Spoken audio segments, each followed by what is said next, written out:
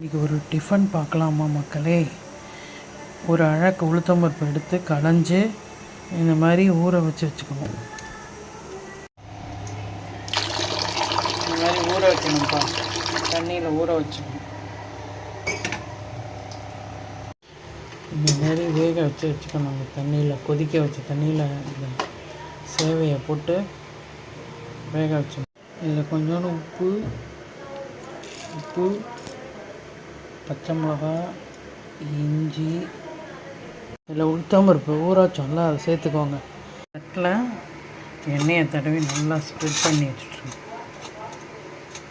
அரைச்சி வச்ச உளுத்தம்பருப்பை இதில் சேர்க்கணும். இன்னும் இல்லையா, அந்த உளுத்தம்பருப்பு அதை ஒரு தட்டில் போட்டு ஆவியில் வேக வைக்கணும். இது வேக வச்சுருந்தோம் இல்லையா, இதை வடிகட்டி வச்சிடணும். இப்படி வெந்துருச்சான்னு பாருங்கள், ஒட்டாமல் வரும். இதுதான் வெந்துருச்சுன்னு அர்த்தம். ஒரு இழுப்பச்சட்டியில் எண்ணெயை ஊற்றி கடுகு போட்டுருங்க. கடுகு நல்லா தாளித்தோன்னே இதில் வேக வச்சுருக்கோம் இல்லையா உளுத்தம்பருப்பு அரைச்சதை அதை சேர்க்கணும். அரைச்ச உளுத்தம்பருப்பை இந்த மாதிரி தாளித்த இதில் போட்டு இதை நல்லா உதுத்துக்கணுங்க.